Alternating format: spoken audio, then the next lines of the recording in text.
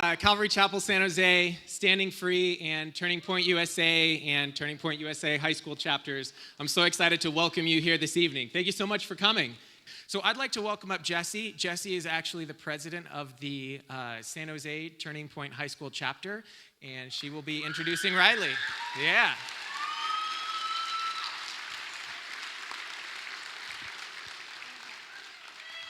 Oh, love you too. Hi, everyone. I'm so excited to be here with you all tonight. My name is Jessie Hernandez, and I am a senior at Presentation High School and leader of the Turning Point USA San Jose Activism Hub. I'm so honored to be here with you all tonight because we're not just here for an event, but for the chance to stand up for truth and what's right. While I'm here representing TPUSA, this is really about the amazing work that is being done to protect women's sports and to preserve fairness in competition. Tonight, we're blessed to hear from someone who has been at the forefront of the fight to protect women's sports. She has courageously spoken out against injustice, even when the pressure to stay silent is overwhelming. Riley Gaines is a 12-time All-American champion and advocate for women's sports, and her story is one of bravery and unwavering faith. She's faced attacks for standing up for what's right, but she's also worked alongside President Trump to sign an executive order to protect women's sports across our nation. Riley has dedicated herself to fighting for fairness in athletics and protecting opportunities for women. Riley's efforts are a reminder that we must stand firm in our faith, uphold our values, and protect the freedoms we hold dear. As it says in Ephesians 6:13, "Therefore, take up the whole armor of God, that you may be able to withstand in the evil day, and having done all, to stand firm." Tonight is about standing firm for what is right and for the freedom we are all blessed with.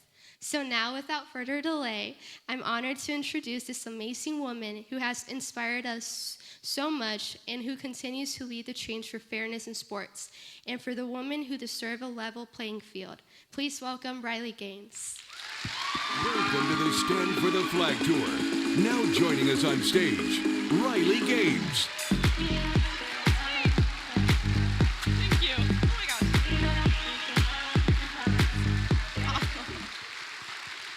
Oh my gosh. You guys. Oh my goodness.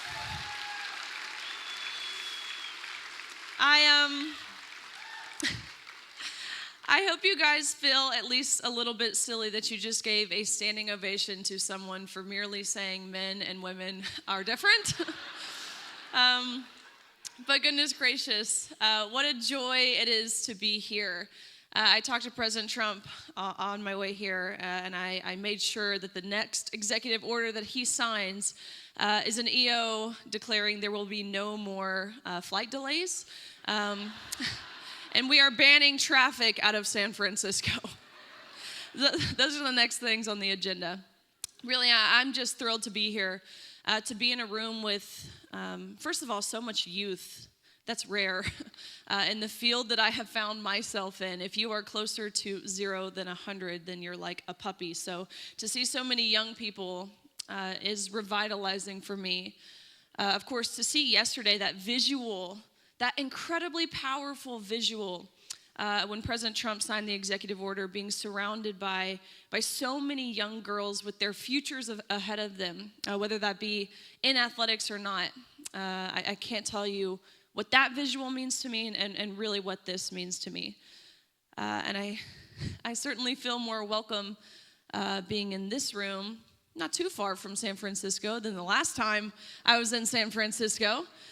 I was at San Francisco State University, also at a Turning Point event, speaking for the College Turning Point chapter. I thought I knew what I was getting into. Of course, I'm from Tennessee, a little bit of a different climate there. Thought I knew what I was getting myself into, but I was wrong. I was naive, I guess, to believe that these students and community members would come with an open mind and the willingness to have their hearts softened, because they did not. They came with pitchforks and fire. And upon delivering my message, again, a message based in lived experience, number one, but biological reality, number two, I was met with, of course, hostility. speaking in a similar forum to this. It was a classroom setting, so a podium at the front, the whiteboard behind me, seats out in the audience like this. A group of protesters rushed in through the back. They turned off the lights to the room, so it went pitch black, and they ambushed me. I mean, fully accosted. I'm being pushed, I'm being shoved, I'm being punched in the face by these men wearing dresses, which, fortunately for me, their punches don't really hurt that bad. But nonetheless, these protesters, they ended up holding me for ransom for about, almost 5 hours in this room, demanding that if I wanted to make it home to see my family safely again, I had to pay them money. You might be wondering, where were the police? We were in San Francisco, so the police were being held for ransom with me. I'm looking at the officers, right? Hour 3, hour 4, time is passing in this room. I'm looking at them. Can't you do something? Isn't it actually your job to do something? To which they said, no, we can't do anything. We're not allowed to do anything because we're not allowed to be seen as anything other than an ally to that community, or else we'll lose our jobs. Again, the same community who's on the other side of this door, calling these officers racist pigs for protecting a white girl like me. Anyways, we were eventually able to get out of this room. But the most remarkable part about that experience for me was what happened the next day. Because the vice president of student affairs at the university, again, San Francisco State University, sent out a university-wide email. So to all students, the entire student body, all faculty, all professors. And in this email, she said, we are so proud of our brave students for handling Riley Gaines in the manner that they did. We know how deeply traumatic her presence is on this campus, and so here are some counseling resources for you all. Take the day off of school. Just know that we see you, we love you, we hear you, and we stand with you. So when I say I'm glad to be in this room, please know, I mean that sincerely.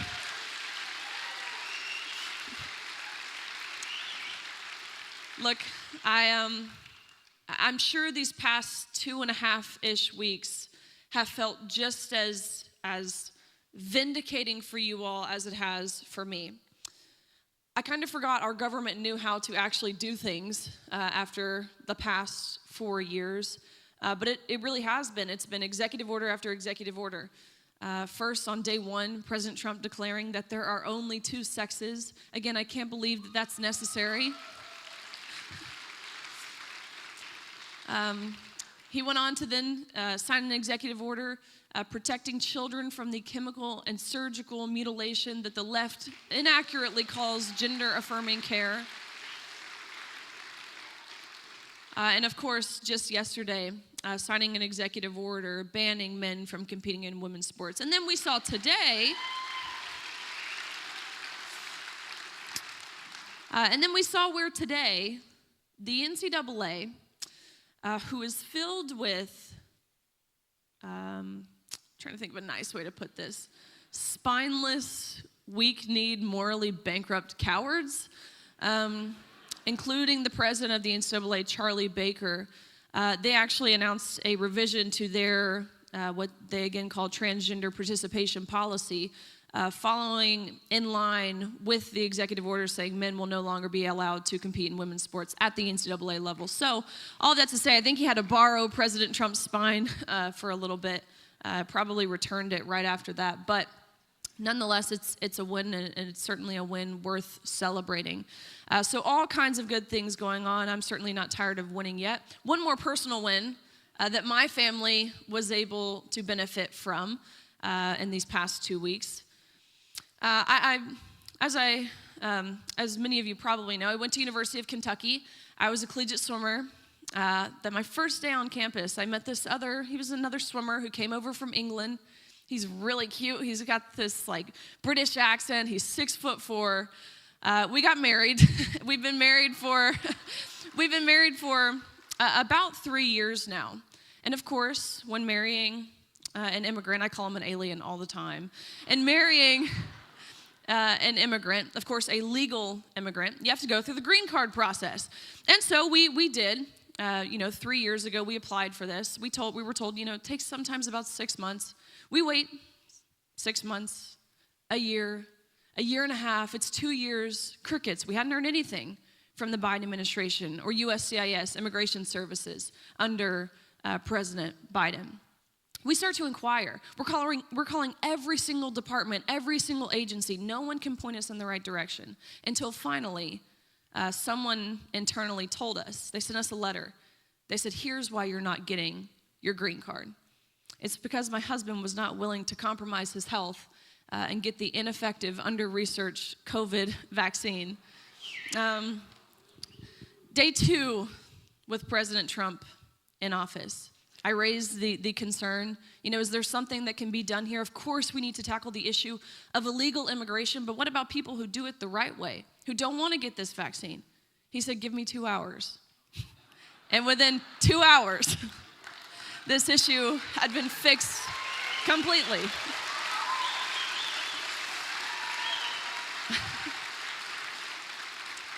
So my husband, he actually just got his green card in the mail, and I got him a cake that said, congrats on not getting deported. So, again, all very exciting things. I won't waste your time with really the how, I guess how I have found myself in the position that I have, going into the specifics, and I could spend hours truly talking about the unfairness of it. Of competing against a man, looking over, you're standing on the block about to dive off, looking over, seeing a man standing 8-9 inches taller than you with an Adam's apple. His feet are taking up the entire block. It's like a size 15 shoe in men's.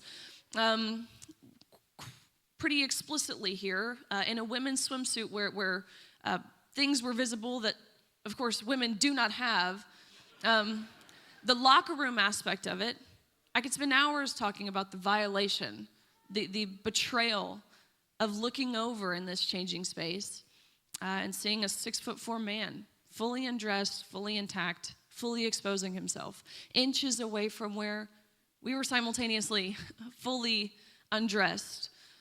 I could spend hours talking about the silencing that we face. Really, I think for the best way to put it is the emotional blackmail that we faced, how we were effectively muzzled into silence and compliance, how we were told, you're gonna lose all your friends.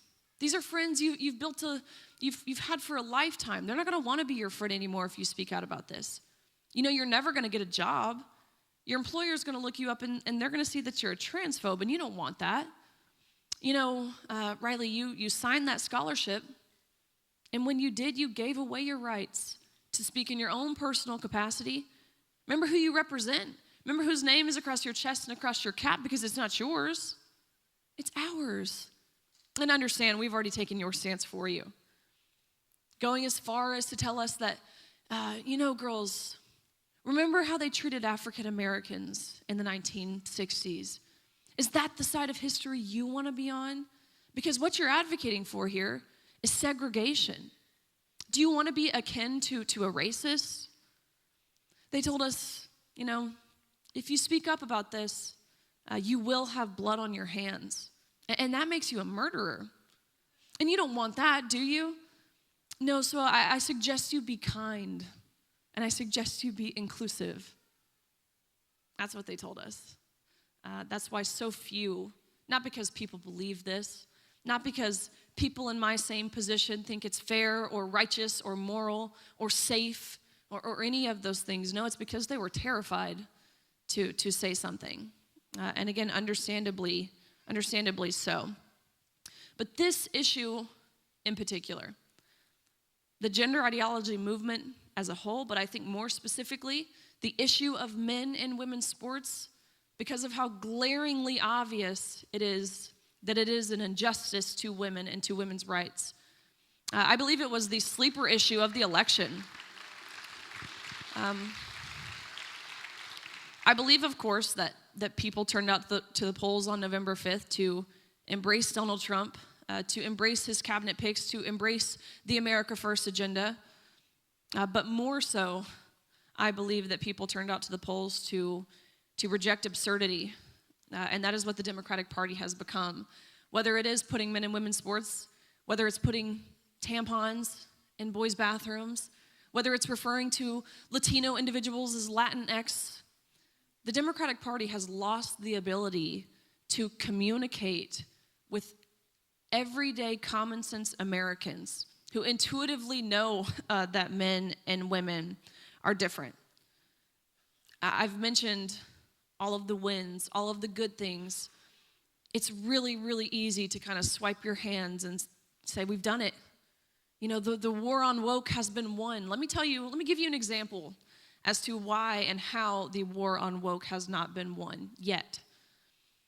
Just a few weeks ago, maybe 2 weeks ago, at University of Washington in Seattle, at a Turning Point event, they brought out a speaker, ironically enough, to speak on the issue of free speech. Her story was she had gotten an F, failed at University of Cincinnati for writing a persuasive essay and using the word biological woman because her professor said it reinforced cis heteronormativity. Your guess is as good as mine. But anyways, Turning Point brought her out to University of Washington to speak to their student chapter. Very similar to what happened in San Francisco. Protesters, they shut down the street. They pull all the fire alarms. They lock her and barricade her in a room where she stayed for hours. They're throwing bricks through the window. All the while, again, the alarms are going off. Eventually, the police officers, which Seattle, they were in the room with her as well, being barricaded, doing nothing. They eventually had to form a diamond around her, put police gear, cloak her in police gear, and basically, 40 or so officers around her and sneak her out. The war on woke has not been won. That has been made very clear, and I think it will continue to be made very clear. What history tells us, and truthfully, why the Democrats have been successful, why they have the past 16 years prior to January 20th, they've been in control 12 of those years, is because they are relentless. They do not just roll over. They don't allow themselves to be steamrolled. That's how they have acquired every inch of the public square. Think about it. Academia, these large, even at one point deemed prestigious public institutions. Sorry, if you got your degree from Harvard, it's not worth the piece of paper it was printed on. Whether it's corporate America, it has been a bit refreshing to see some of these large corporations start to roll back on their DEI initiatives and programs, but be weary. I think they're just going to relabel it as something other than DEI and continue pushing forward, so be on the lookout there. Our government, Hollywood, entertainment, the media, even seemingly our spiritual leaders. Did you guys see that bishop? I saw a report today where she has pocketed like over $53 million of taxpayer dollars somehow, like, color me shocked. But this bishop, first of all, whoever walked President Trump into that service, I believe deserves to lose their job. When listening to her, admittedly, there wasn't a whole lot I disagreed with from the standpoint of understanding God loves everyone. We know that as Christians. Of course he does. But what that bishop left out, what culture tends to leave out, but what the Bible does not leave out, I think of 1 John, right? The adulterous woman who was sentenced to be stoned. The soldiers, they're ready to throw the first stone. Jesus appears, and he says, those without sin cast the first stone. That's his perfect display of grace, to which the bishop preached of. But what the bishop left out, there's a Super Bowl commercial last year. I think it was He Gets Us, where it depicted people outside of Planned Parenthoods or wherever, whatever the scenario was, and these Christ-like figures, Christians washing the feet of the sinners. That's biblically accurate. But what that commercial left out, what the bishop left out, is what happens next in the story. When Jesus says, now go and sin no more. That is him landing with the truth. So preaching, teaching half of the gospel is not teaching the gospel at all. So all of that to say, the Democrats have acquired every inch of the public square. So the war on woke hasn't been won, but the good news, I have good news and great news actually. The great news is that the eternal war has already been won. And that is the most reassuring thing you will hear today. And the good news is that culturally, from a worldly perspective, this war can be won, but that's where you all come in. Supporting groups like Turning Point, being involved the past 3 years, you get a pretty good glimpse of what is effective and what is ineffective, or should I say who is effective and who is ineffective. What Turning Point has been able to do, what they've been able to build, how they have been able to mobilize the youth especially, but beyond that, there is no other group doing that. November 5th certainly would have looked a lot different had they not been involved in the way that they have been in the movement, educating people, instilling a newfound passion in young people, which is what we desperately need. I can speak to this from personal experience.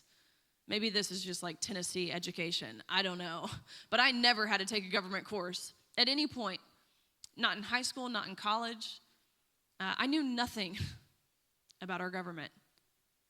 Admittedly, I knew we had 3 branches, okay? That was like the extent of my knowledge. Didn't know what they did. I still don't know what they do. I don't even think they know what they do, to be honest with you. But I, of course, now being involved with groups like Turning Point, a very proud contributor, getting to see firsthand, it has instilled a new passion in me. I understand the necessity of it, and I understand the urgency of it. But last thing I'll leave you with, especially you young folks, look, this is never what I wanted to do. This is never what I prepared to do. I was in dental school, actually, to be an endodontist, which is like root canals. I kind of justify. It was hard for me to leave that because that's what I'd worked for. That's what I'd studied. I had gotten my degree in human health sciences and health law. I scored in the top percentile of the DAT nationally. I could have gone anywhere I wanted to dental school. It was hard for me to just what felt like throwing it all behind me. And so I justify what I'm doing now by saying I'm still working on getting to the root of the problem coming out of people's mouths. So it's basically still a root canal.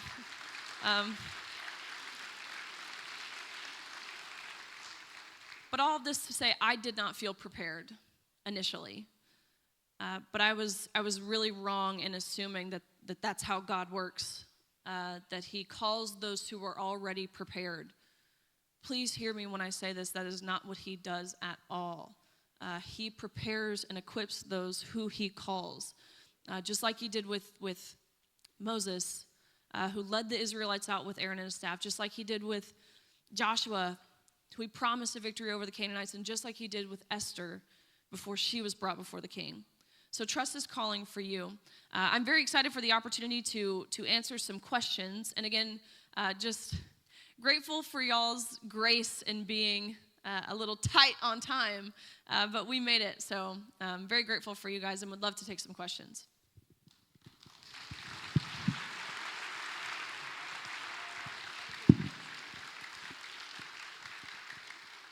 I don't know if there's a system. Let's just start calling on people. Sorry. No, that's okay. You were quick. All right, so no worries. So if the people for Q&A would like to line up over here at this mic, that'd be great. And then ushers, if you'd like to come forward, we're going to do a quick offering as well. Thank you so much for being here, Riley. We really appreciate it. Glad you made it here from DC, too. So Like Jesse was saying, it's so important that we stand for truth and stand for the flag. And so the ushers are gonna take an offering now, and then if you'd like to come up for Q&A, then you can do so and line up over here. I believe we have a student volunteer over here who's gonna be manning the mic as well. Okay, perfect. All right, so take it away then. Thanks. Yes. Appreciate it, yeah. Is it on? Okay. Hi, Riley. First of all, I'd like to say thank you so much for being here, especially in California. My question is, so although Trump passed the executive order yesterday, the CIF, which is the governing body of high school sports in California, has said that they're going to ignore the executive order and continue with inclusivity and allow trans in sports. So I've played against transgenders in both golf and lacrosse while in high school, and it's very unfair. So I'm wondering what you think about California's decision and how we can address it and move forward and protest this. Absolutely. California, which again, I probably don't have to explain that to this room, has led the nation in, they call it progressiveness, but it's not progressive because progressive indicates we are moving in the positive forward direction. They have led the nation in regressiveness, I think is a better way to put it. What we have seen as it pertains to sports, both at the high school level, the middle school, even elementary school here in this state, and of course, being in San Jose, I was so thrilled today to see the Department of Education release that they are launching an investigation starting today into San Jose State University and everything that they have done to those girls. All of that to say, we've seen some states, we've seen Colorado say the same thing, we're not going to comply. What needs to be done here is number one, we need to tap our newly appointed Attorney General Pam Bondi and let her know what is going on, open her eyes to it, and push back in that way. Because again, it's what the left has done so well. They threaten lawsuits, they pursue lawsuits. And it works. Our side, we don't like to be seen as victims, number one. The people in this room, we don't have a victim mentality. So it's hard to always be on the offense like that, or on defense like that, because it's just not where our state of mind is necessarily. We have families, we have jobs, we have things, the emotional investment, the time investment, the financial investment in pursuing lawsuits. But I think that's what we need to see. And what we have learned over these past few years, what works better than anything is public pressure. And what we know about this issue, every poll shows it, is even here in this state, I would believe that 80% plus of Californians believe that men don't belong in women's sports. So public pressure works. So if this is something you're seeing, reach out to me and I'll do what I can to make sure it's at the forefront and people can't ignore it anymore. I love your shirt. Thank you. She's wearing a shirt from XXXY Athletics, which is Jen Say. She is the former CMO of Levi's, who was really ousted during COVID because she started asking questions. They said, we'll pay you millions of dollars to stop asking those questions, to which, of course, she was not willing to do that. But she's launched this athletic wear brand called XXXY Athletics. It's awesome. You guys should check it out. Well, I wanted to say I'm just so grateful that you're here, and I'm just so inspired by you. I'm halfway through your book, or a little over halfway through your book. But my question for you was, what advice do you have for conservative students who feel silenced or afraid to speak out? I was there. I was right in your shoes. I was terrified, really. I was so scared of the names that they told me I was going to be called. I was so scared of the opportunities they told me I was going to lose. And let me tell you, every single thing they said, none of it happened. You might have some people on social media, whatever it is, who call you names, but the common theme there is like they have no profile picture, or it's someone who's never played a sport in their entire life, or it holds no weight, really. So even they told me, you'll never get into dental school. They won't accept you. I got into dental school, and I remember being so nervous when I called the dental school and told them, I couldn't continue doing both things. It was too much on my plate. And so I was back and forth. I'm praying about it. God, what do I do? And I called the dental school, and I was very vague. I didn't want them to know who I was or how I had been outspoken. And I told them, something personal has come up in my life. And she stopped me. She said, Riley, we know who you are, and we know what you do. And she said, we love what you do. She said, you go fight that fight. You will have far more impact doing what you're doing now than you will ever have being a dentist. So we'll hold your spot. We'll hold your deposit and your money, the lots of money that I put into it. We'll hold this, and whenever you want to come back, you have a spot here. But fight the fight. And that to me was like God winking at me, like I've got it. So all that to say, it's a lot of fear-mongering, but for me personally, what keeps me going is, number one, my faith. Number two, knowing it's for the next generation, right? Those are things that constantly keep me looking forward. Thank you so much. Yeah. Hi, I'm actually here at the San Francisco chapter, and I'm just very sorry to hear about what happened to you there. But It's not your fault. my question was just, what was it like being with the president when he signed the executive order? So, the president is exactly how you would imagine him to be, which probably doesn't come as a shock. He doesn't have much filter. The man is, quite honestly, a comedian. It's so funny where, he's at the podium and he's going through all the members of Congress and the senators and the governors who are there watching, and he stops and he looks at Senator Mike Lee from Utah, who is very much bald. And he looks at him and he's like, I like your haircut. And Senator Lee is like, thanks, I don't have any hair. He's just, he just has this aura about him, right? It's pretty inexplainable, but he's in the building before you even see him in the building. He really commands that type of respect because of the leadership that he displays. So to be with him, to be acknowledged in such a kind way, he was so generous with acknowledging what he calls courage. It blows my mind that it requires courage to say something so simple.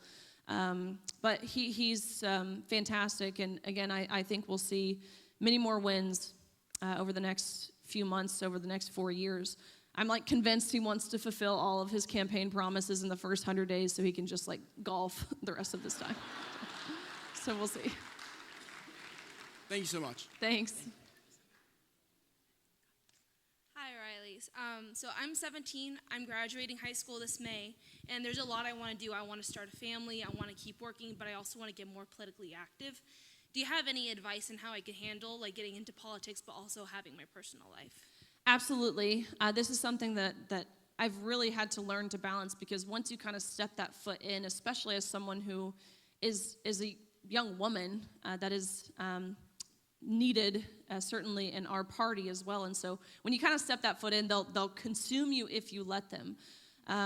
But like you said, I've got a family. I've got a flower farm. I flower farm daylilies, 12 acres of daylilies. So if anyone wants daylilies, I've got my horse and all my dogs and all the things. And so that to me comes first, prioritizing my husband, my better half, really, making sure that relationship is there, because if that starts to fall, what I have learned in the traveling and things, you need that foundation. He's my constant through all the ups and downs, so I'm very grateful for that. But one other thing that has been beneficial to me in making it feel like this balance is great is finding friends who also are involved in the movement. I think that's a fantastic way to make it fun, of course, but also having real impact. So I would encourage you to get involved with, of course, groups like Turning Point. They just do a phenomenal job of kind of creating that community. You don't have to work hard to create that, because it's hard. It's hard sometimes to be able to branch out and make new friends, but Turning Point allows for that, and they allow for it pretty easily. So those are things I would recommend for sure. Thank you so much. Yeah, thank you.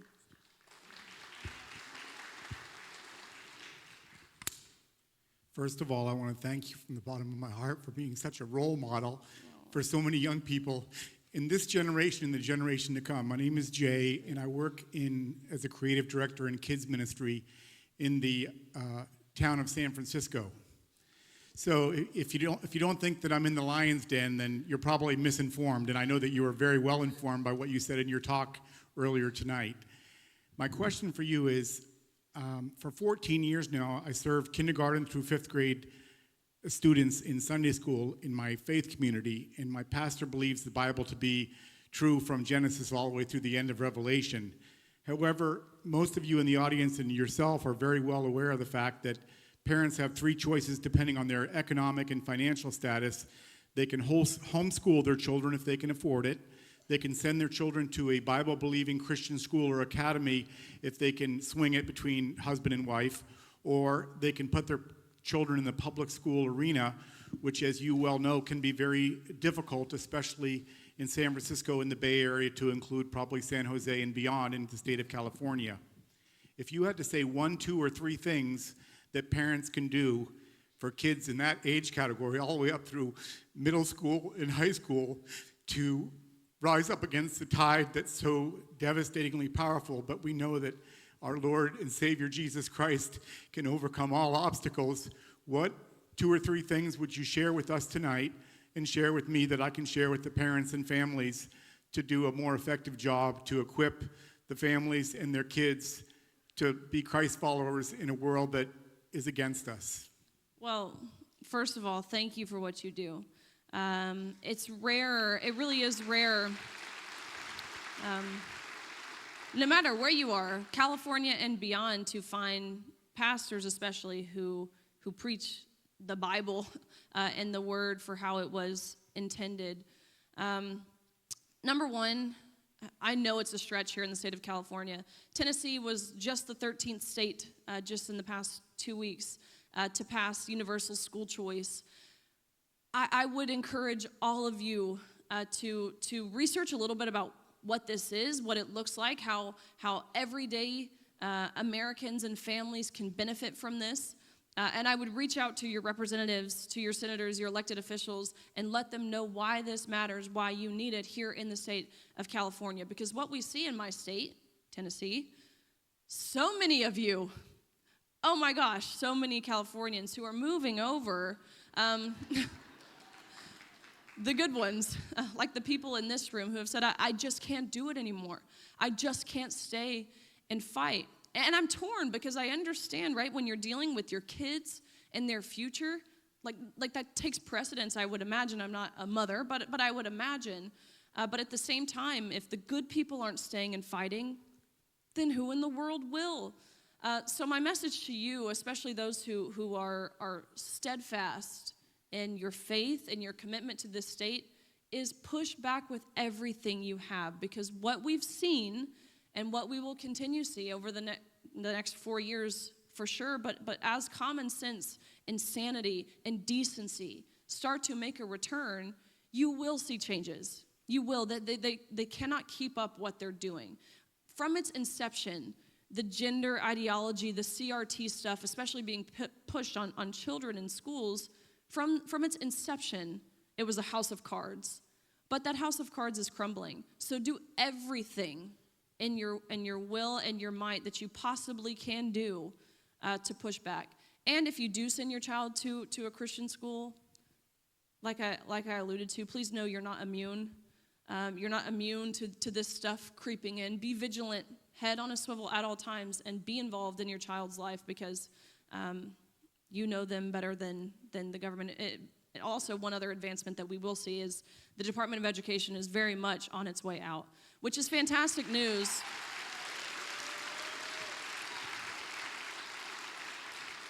Which is fantastic news when you think about it. Why is someone in Washington, D.C., which I just took that flight, that's like 6.5-hour flight, especially when you're like circling over the airport over and over and over again. Why is someone in Washington, D.C. sitting behind a computer telling your kids in California what they need, how they can best learn? It needs to be returned back to the local level and state level. So that will, I think, certainly help California as well. Thank you. Hi, Riley. I'm a 14-year-old Jewish boy from Santa Cruz. Woohoo. Thank you. Which is worse than San Francisco, by the way. Oh. It's like every city in California, just like. And my question is, I'm part of several minorities that happen to be extremely liberal. So I wanna know how I can amplify my voice within those minorities to try and spread the message that, this is the good side. Definitely. Hopefully we will see people start to naturally come to their senses, number one, as we see things like, because what the left has been so angry about, what the issues that President Trump campaigned on and what he has already delivered on, it's like world peace and like free speech and lower crime and affordable living. Like these are things that everyone benefits from. It's not just, a lot of people, even on the right, have adopted this mindset of like, we won, you lost. It's really not like that. Like when President Trump took office, we all win. Like it is a win for everyone. So hopefully naturally some will start to come to their senses. But what you can do, I would encourage you to have these conversations. So many people walk on eggshells and they don't want to ask the tough questions. They don't want to kind of press or anything like that. But what I have found, again, in doing that is, one, they either trip over their own logic and like, oh, wait, that is kind of like a dumb thought process. It is a dumb ideology that we have followed. So have the conversations, and I think you'll find there's a lot more like-minded people like you in these groups than you would realize. Thank you. And success story. Actually, at one of these events I went to, I had to calm down a couple of angry lesbians. Successfully, actually. Successfully. Thank you so much, Riley. Thank you. Good to meet you. For TPUSA at Valley.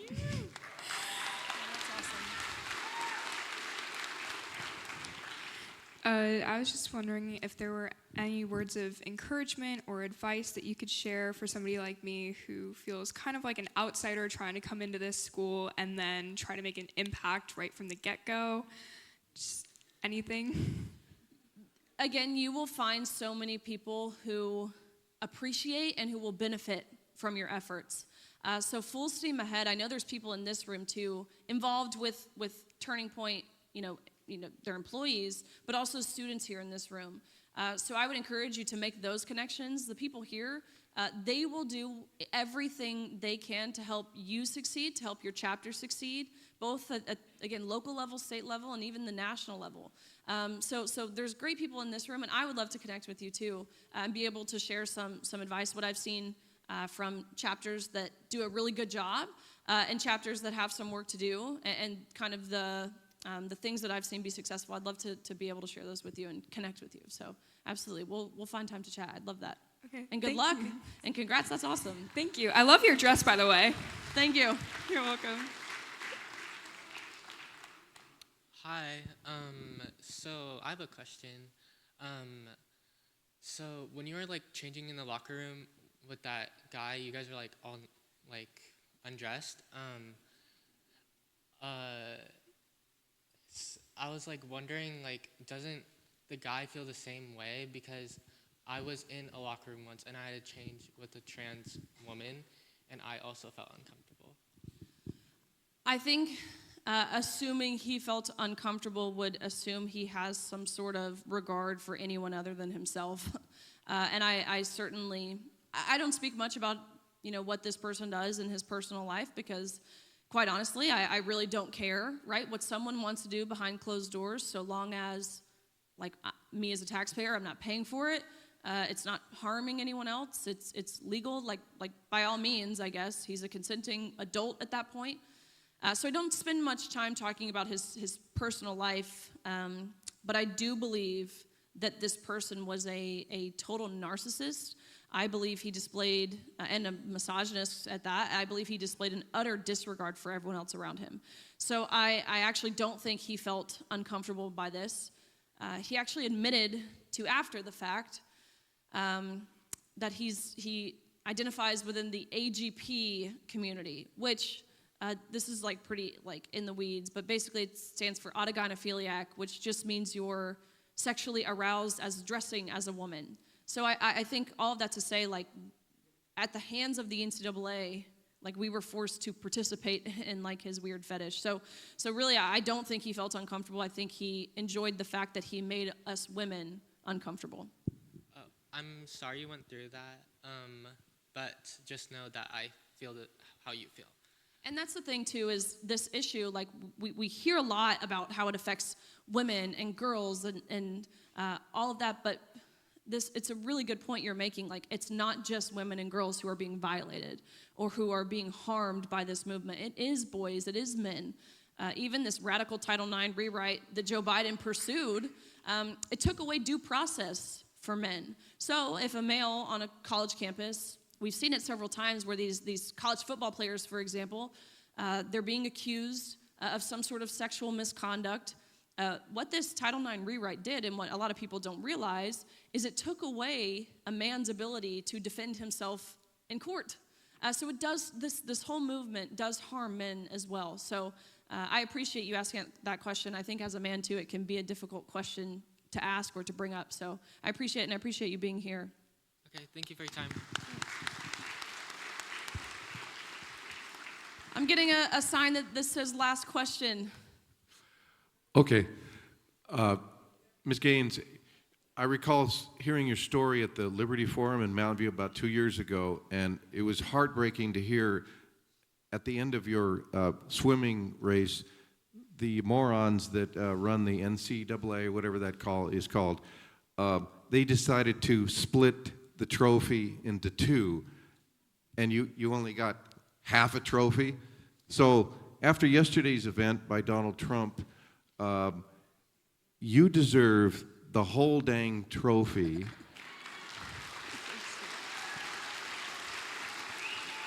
And I hope you demand it because you actually defeated a nobody. And you won the whole trophy. So that's I appreciate that. Honestly, the tangible object of the trophy means nothing to me now because in the moment, really what they did is after we had raced, we tied. So we went the exact same time down to the 100th of a second, which, number one, is kind of embarrassing for a 6'4" man. Couldn't even beat me. But two, it's really rare, right? When you're racing for like 1 minute and 40 seconds and not even 1/100th of a second separated us. Really what happened is we get out of the water and we go behind the awards podium where the NCAA official looks at both Thomas and myself, again, him towering over me, and this official says, "Great job, you two, but you tied, and we don't really account for ties. We only have one trophy, so we're gonna give that trophy to Leah. Sorry, Riley, you just don't get one." That was my final straw. I'm ashamed to say it, I really am. I'm ashamed to say it took me being personally and negatively impacted in that way before I saw it necessary to speak up. Had that not happened, I probably would have been like everyone else and swept it under the rug, carried on, and just think they'll do the right thing in time. I'm ashamed to say it, but if I'm being transparent, which that's what I built my platform on, is being honest and truthful, I would have been just as cowardice. I would have displayed the same cowardice as everyone else.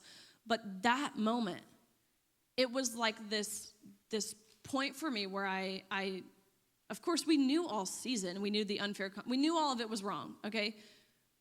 But I asked the question of why, the dreaded question. No one had dared ask, at least not out loud, all season. I said, why are you giving this man the trophy and the women's 200 free?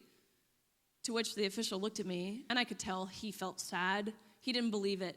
He looked sad. He said, "Riley, I'm so sorry, but we've been advised as an organization that when photos are being taken, it's crucial that the trophy's in Leah's hands. You can pose with this one, but you have to give yours back. Leah takes a trophy home. You don't get one." That was it. That was when I was no longer willing to wait, because call it cowardice. I think it was more so I was naively waiting for someone else to say something. I thought a coach would say something. I thought someone within the NCAA. I thought someone with political power, some other swimmer, someone's dad, quite frankly, would come down there and yank this man out of our locker rooms like my dad so desperately wanted to do. But it was that moment on that podium, holding this trophy that I knew I had to give back, sharing my placement on the podium with a man standing, like I said, 8, 9 inches taller than me, when I wasn't willing to wait anymore. So now, if they've even offered me that trophy, I would say, stick it where the sun don't shine. I don't want that trophy. But I do think that is kind of next steps here, because with the NCAA's policy they released today, it's, of course, a bold first step for the NCAA in the right direction. But I believe all records that are held by men. At the University of Akron in Ohio right now, the entire record board says Will Thomas, Leah Thomas, on the women's side. All of those should be vacated. All records, all titles, all honors should be returned back to the deserving, exceptional women who are owed them. So I agree. Well, thank you guys so much. It has just been like an incredibly joyous 24 hours for me. It really has. So to kind of cap off yesterday, today, with being here, like this is what it's about. So just very grateful for everything you guys have done, for all the students, the young people who are here, and of course everything Turning Point has done for me personally, but certainly more broadly for the movement. You guys have been monumental, foundational, so thank you very much. Thank you so much, Riley. That was awesome. Thank you for being here, standing for the flag, and standing free. All right, so that concludes this evening.